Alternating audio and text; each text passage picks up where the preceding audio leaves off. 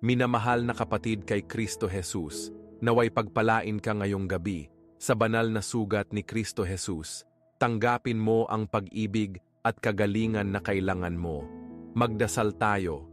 Panginoong Diyos, sa iyong walang hanggang karunungan at pag-ibig, kami ay nagtitipon sa espiritu ng pagsamba at pagninilay na naghahanap na maunawaan ang lalim ng mga sugat ni Kristo. Sa banal na sandaling ito, itinataas namin ang aming mga puso at isipan sa iyo, na kinikilala na ang mga marka sa kanyang katawan ay hindi lamang mga tanda ng sakit at pagdurusa, kundi makapangyarihang mga patotoo ng pag-ibig at pagtubos.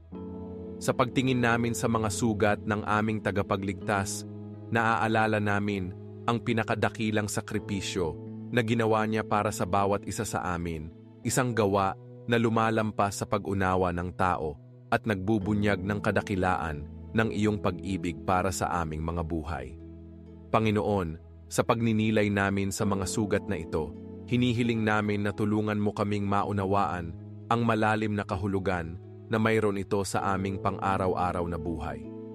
Naway makilala namin na, sa pagharap sa sakit at pagdurusa, iniaalok ni Kristo sa amin ang isang daan ng kaligtasan at pag-asa, na ang bawat peklat sa kanyang mga kamay at paa ay magpaalala sa amin ng pakikibaka laban sa kasalanan at ng tagumpay laban sa kamatayan. Sa bawat patak ng dugong dumaloy, natatagpuan namin ang pangako na ang aming mga pagkukulang at kahinaan ay maaaring patawarin, at ang tunay na kalayaan ay magagamit para sa lahat na lumalapit sa iyo na may pusong nagsisisi. Ama, sa pagkilala namin sa mga sugat ni Kristo, naway ang aming mga puso ay maantig ng katotohanan ito na nagbabago. Naway maunawaan namin na sa bawat sandali ng sakit na aming hinaharap, may pagkakataon na mas mapalapit kami sa iyo, na maranasan ang iyong biyaya at na mapanibago ang aming pananampalataya. Tulungan mo kaming makita ang aming sariling mga sugat sa liwanag ng mga sugat ng iyong anak, upang makahanap kami ng aliw at pag-asa sa gitna ng mga bagyo ng buhay. Naway buksan namin ang aming mga kaluluwa upang tanggapin ang kagalingan na ikaw lamang ang makakapagbigay, at na sa pagninilay namin sa sakripisyo ni Kristo, madala kami sa isang bagong pag-unawa ng kung sino kami at kung ano ang maaari naming maging sa iyo. Sa sandaling ito ng pagsuko, hinihiling namin na bigyan mo kami ng malinaw na pananaw upang makita ang mga sugat ni Kristo hindi lamang bilang mga marka ng sakit, kundi bilang mga simbolo ng walang hanggang pag-ibig na tinatawag kami sa pagbabago. Sa paglapit namin sa iyo sa panalangin, naway maantig kami ng lalim ng pag-ibig na ito, na nagpapahintulot na ito ay sumiksik sa aming mga buhay at magdala sa amin sa isang bagong paraan ng pamumuhay, na minarkahan ng habag, empatiya, at pakikiisa sa mga taong may sarili ring mga sugat. Panginoon, tulungan mo kaming makilala na, tulad ng pagdurusa ni Kristo para sa amin, tinatawag din kami na buhatin ang aming mga krus at hanapin ang pagtubos sa gitna ng mga hamon. Naway ang kanyang sakit ay magbigay inspirasyon sa amin na maging mga instrumento ng kagalingan at pag-asa para sa iba, upang sama-sama naming maparangalan ang iyong pangalan at maipakalat ang liwanag ni Kristo sa isang mundo na labis na nangangailangan ng pag-ibig at habag. Panginoong Diyos, lumikha ng langit at lupa sa iyong walang hanggang kabutihan at pag-ibig, kami ay nagtitipon sa panalangin upang kilalanin ang lalim ng iyong pag-ibig na ipinahayag sa mga sugat ni Kristo. Ang mga banal na markang ito na nagpapatotoo sa pinakadakilang sakripisyo ng aming tagapagligtas ay isang patuloy na paalala ng halagang binayaran para sa aming pagtubos. Sa pagninilay namin sa bawat sugat, kami ay inaanyayahang magmuni-muni sa malalim na kahulugan na dala nito, sa pag-ibig na lumalampas sa pag-unawa ng tao at na ipinahayag sa bawat patak ng dugong ibinuhos para sa amin. Ama, Sa pagtingin namin sa mga sugat ni Kristo, nakikita namin hindi lamang ang sakit at pagdurusa, kundi pati na rin ang pag-asa na nagmumula sa kanyang pagsuko. Ang mga sugat na ito ay nagsasalita ng isang pag-ibig na hindi nasisiyahan sa pananatiling malayo, kundi nakikilahok, nag-aalay, at nagsasakripisyo para sa iba. Sa pagkilala namin sa mga markang ito, kinikilala rin namin ang nagbabagong epekto na hatid ng pag-ibig na ito sa aming mga buhay. Naway buksan namin ang aming mga puso upang tanggapin ang balsamo ng espiritual na kagalingan na nagmumula sa mga sugat na ito, na pinapayagan ang iyong biyaya na tumagos sa aming mga pagod at sugatang kaluluwa. Panginoon, hinihiling namin na sa pamamagitan ng panalangin, matagpuan namin ang espiritual na kagalingan na labis naming kailangan. Naway ang mga sugat ni Kristo ay hindi lamang maging isang simbolo ng sakit, kundi isang daan patungo sa kalayaan mula sa aming mga emosyonal at espiritual na pasanin. Naway sa paglapit namin sa iyo sa panalangin, maramdaman namin ang iyong presensya na nagbabalik ng lakas, na nag-aanyaya sa amin na humingi ng kapatawaran at maghanap ng panloob na pagbabago. Naway sa sandaling ito ng pagsuko, maiwan namin ang lahat ng nagbibihag sa amin, lahat ng pumipigil sa amin na mabuhay ng buo ang buhay na iniaalok mo. Diyos ng awa, sa pagdarasal namin para sa aming sarili at para sa aming mga kapatid, naaalala namin ang kahalagahan ng pagkakaisa sa pananampalataya. Naway maging mga instrumento kami ng espiritual na suporta para sa isa't isa, na lumilikha ng isang network ng pag-ibig at pagkakaisa na sumasalamin sa iyong liwanag. Naway ang sama-samang panalangin ay magpalakas ng kagalingan na aming hinahanap, na nagpapalakas ng aming mga ugnayan at nagkakaisa sa amin sa isang mas mataas na layunin.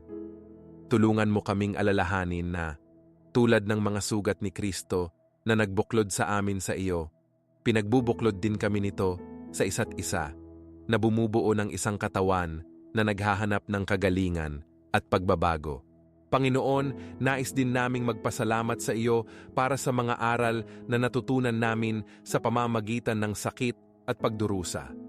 Alam namin na ang buhay ay puno ng mga hamon, ngunit ang mga sugat ni Kristo ay nagpapaalala sa amin na kahit sa gitna ng mga kahirapan, maaari kaming makahanap ng lakas at katatagan. Naway, tulad ng aming tagapagligtas, yakapin namin ang sakit bilang isang daan patungo sa personal na pagbabago. Naway ang bawat kahirapan na aming hinaharap ay maging isang pagkakataon na mas mapalapit sa iyo, na hanapin ang iyong biyaya at maging higit na katulad ni Kristo. At sa gayon, O Diyos, nararating namin ang pag-asa ng muling pagkabuhay. Ang katiyakan na, tulad ng pagtagumpayan ni Kristo ang kamatayan, mayroon din kaming pangako ng bagong buhay. Naway ang pag-asang ito ay maging isang parola sa aming mga puso, na nagliliwanag sa aming mga paglalakbay kahit sa pinakamadilim na mga sandali. Naway palagi naming maalala na kahit sa mga kahirapan, ikaw ay kasama namin, na gumagabay, sumusuporta at nag-aalok sa amin ng katiyakan na ang buhay na walang hanggan ay naghihintay sa amin. Panginoon, sa paghahanda namin na kumilos at tuparin ang aming pangako na dalhin ang kagalingan na ito sa mundo, hinihiling namin na paglaanan mo kami ng kakayahan. Naway ang pagbabago na natanggap namin sa pamamagitan ng mga sugat ni Kristo ay magbigay inspirasyon sa amin na tulungan ang iba na makahanap ng parehong pag-asa at kagalingan. Naway sa pamumuhay namin ng aming pananampalataya, maging mga refleksyon kami ng iyong pag-ibig at habag, na nagdadala ng liwanag sa mga nasa kadiliman at pag-asa sa mga nawawalan ng loob. Panginoon, lumikha ng lahat ng bagay at pinagmumulan ng walang hanggang pag-ibig, kami ay nagtitipon sa iyong pangalan, na kinikilala ang lalim ng iyong sakripisyo at ang kadakilaan ng iyong mga sugat. Ang mga ito ay mga banal na marka na nagsasalita sa amin ng pag-ibig na lumalampas sa pag-unawa ng tao, isang pag-ibig na lubos na nag-alay ng sarili para sa amin. Sa pagtingin namin sa mga sugat na ito, naaalala namin ang halagang binayaran para sa aming pagtubos, at sa mga mapagpakumbabang puso ay lumalapit kami sa iyo na nagnanais na maunawaan ang malalim na kahulugan ng pag-ibig na ito na bumabalot sa amin. Panginoon, sa pagninilay namin sa mga sugat ni Kristo, kinikilala namin na ang bawat isa sa mga ito ay isang patotoo ng sakit at pagdurusa na kanyang tiniis. Ang mga markang ito ay hindi lamang mga simbolo ng sakit, kundi mga pagpapahayag ng masaganang biyaya na nag-aalok sa amin ng kagalingan. Naway, sa sandaling ito, buksan namin ang aming mga puso at pahintulutan ang liwanag ng iyong katotohanan na tumagos sa aming mga buhay. Naway ang mga sugat ni Kristo ay maging isang patuloy na paalala na sa pamamagitan ng sakit, natatagpuan namin ang posibilidad ng pagbabago at pagpapanibago. Naway magpasakop kami sa iyo na naghahanap ng kagalingan ng aming mga espiritual at emosyonal na sugat. Diyos, hinihiling namin na sa pagkilala namin sa mga sugat na ito, maging inspirasyon din kami na magdasal para sa isa't isa. Naway ang aming mga panalangin ay maging mga tanikala ng pag-ibig na nag-uugnay, na bumubuo ng isang network ng espiritual na suporta na nagpapalakas sa amin. Naway magkaisa kami sa komunidad na alam na ang sama-samang panalangin ay makapangyarihan at may kakayahang magdala ng kagalingan hindi lamang sa amin, kundi sa lahat ng nakapaligid sa amin. Naway ang bawat intersesyon ay maging isang pagpapahayag ng aming pag-ibig at pag-aalaga na sumasalamin sa iyong habag. Sa aming pagkakaisa, Panginoon, mahalaga na maalala namin ang kahalagahan ng pagdadala ng mga pasanin ng isa't isa. Naway ang aming panalangin ay hindi lamang maging isang gawa ng pagsusumamo, kundi isang pangako na maglakbay ng magkasama, na sumusuporta sa mga nasa pangangailangan. Naway maging mga instrumento kami ng iyong kapayapaan, na nagdadala ng pag-asa at aliw sa mga nasa sandali ng sakit at kahirapan. Ama, habang kinikilala namin ang mga sugat ni Kristo, naway mabuksan din namin ang aming mga mata para sa kagalingan na iyong iniaalok. Naway ang sakit na aming hinaharap ay hindi magpapaalala sa amin na kay Kristo natatagpuan namin ang lakas upang malampasan ang bawat hamon. Naway maunawaan namin na kahit sa pinakamadilim na oras, ang liwanag ng iyong pag-ibig ay gumagabay at nagbabago sa amin. At naway, sa aming pagkakaisa sa panalangin, makita namin ang mga tanikala ng kalungkutan at pangamba na nababasag, na nagbibigay daan sa kagalakan at kapayapaan na nagmumula sa iyo.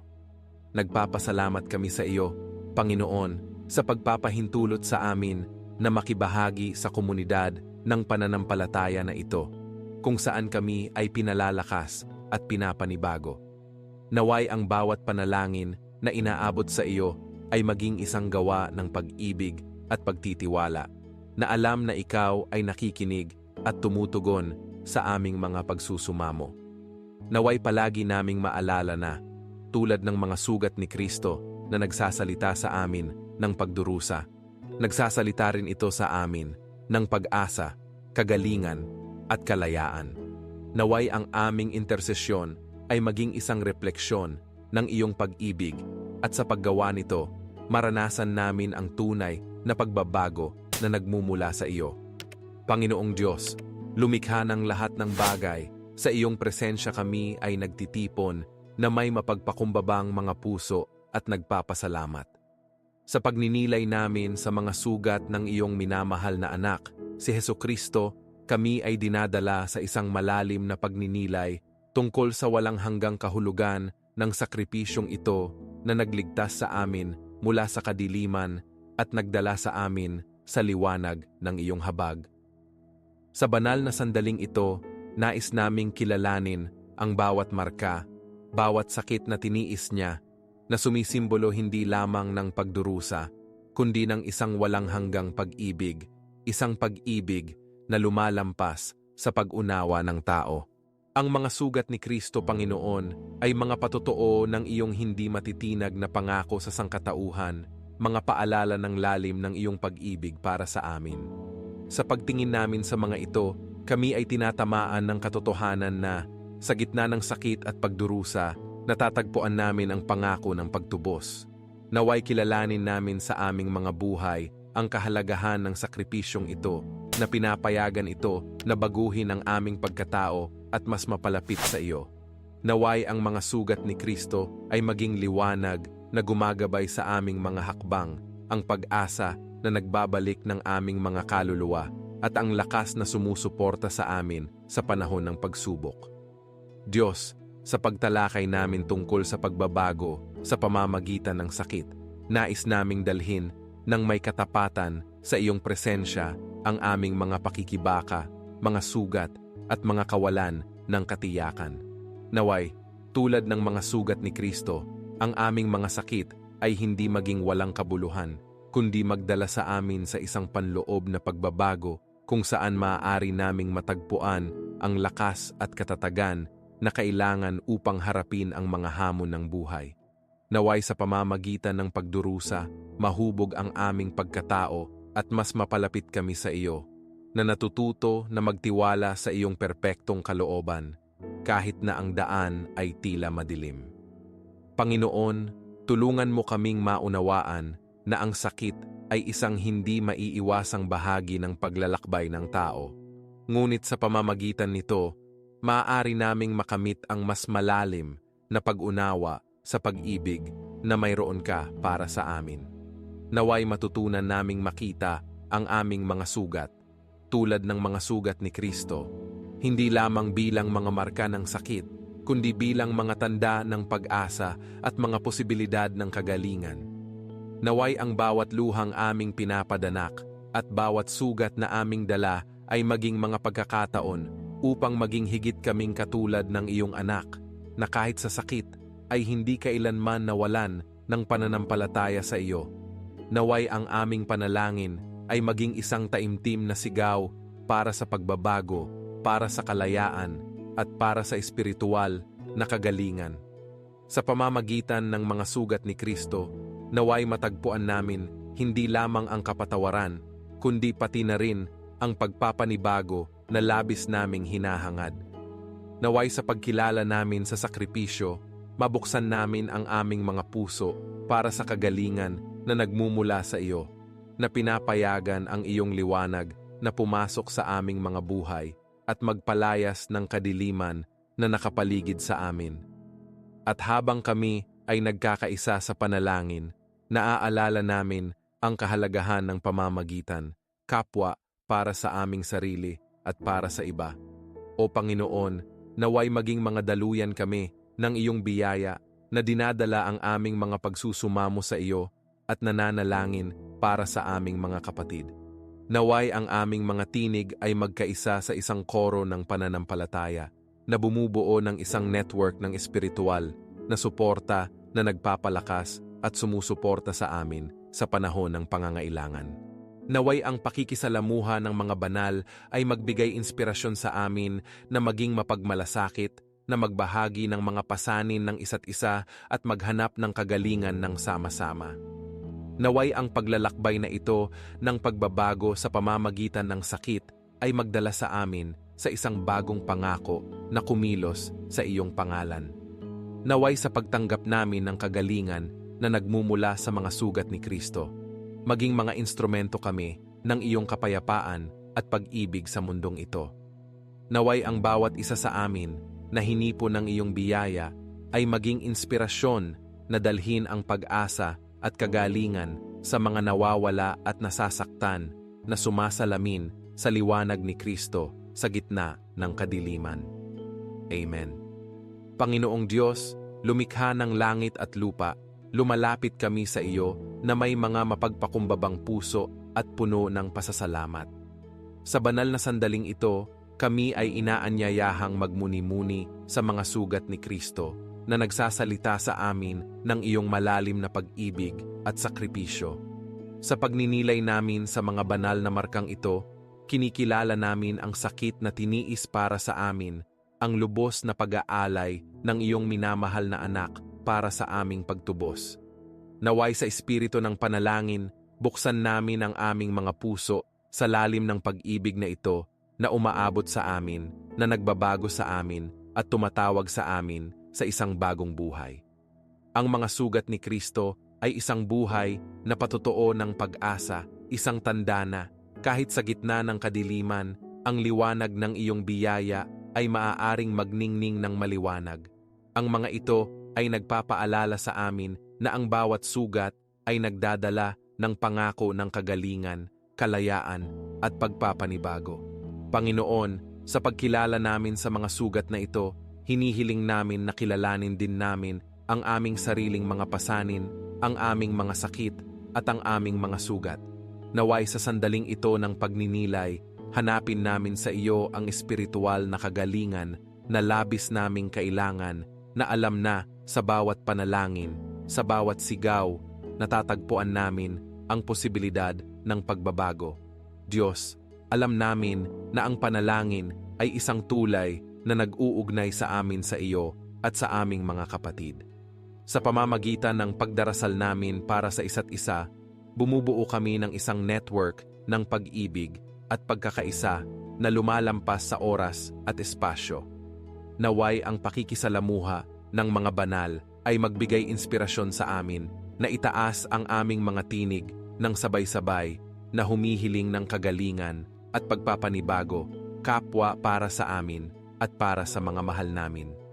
Naway ang aming mga panalangin ay maging isang balsamo na nagpapagaan ng sakit at nagdadala ng pag-asa sa mga pusong nagdurusa.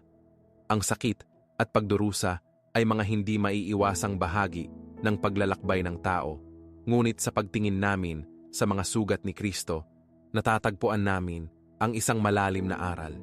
Sa mga mahihirap na sandaling ito, kapag kami ay nahaharap sa sakit, naway maalala namin na ang pagbabago ay posible. Naway ang mga kahirapan ay hindi lamang makita bilang mga hadlang, kundi bilang mga pagkakataon upang lumago sa pananampalataya, lakas at katatagan. Naway yakapin namin ang sakit na alam na maaari itong magdala sa amin sa isang lugar ng mas malalim na koneksyon sa iyong puso. At sa wakas, Panginoon, naaalala namin ang pag-asa ng muling pagkabuhay. Naway ang pag-asang ito ay sumuporta sa amin sa panahon ng pagsubok, na nagbibigay sa amin ng katiyakan na tulad ng pagtagumpayan ni Kristo ang kamatayan, mayroon din kaming pangako ng bagong buhay.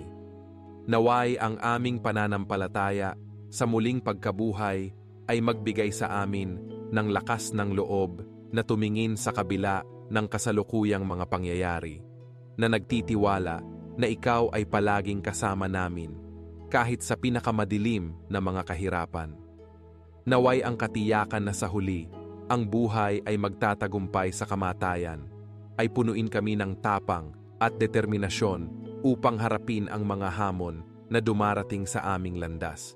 Patuloy kaming naghahanap, Panginoon, ng iyong presensya, iyong kapayapaan at iyong kagalingan. Tiyak na sa iyo namin natatagpuan ang tunay na pag-asa at pagpapanibago.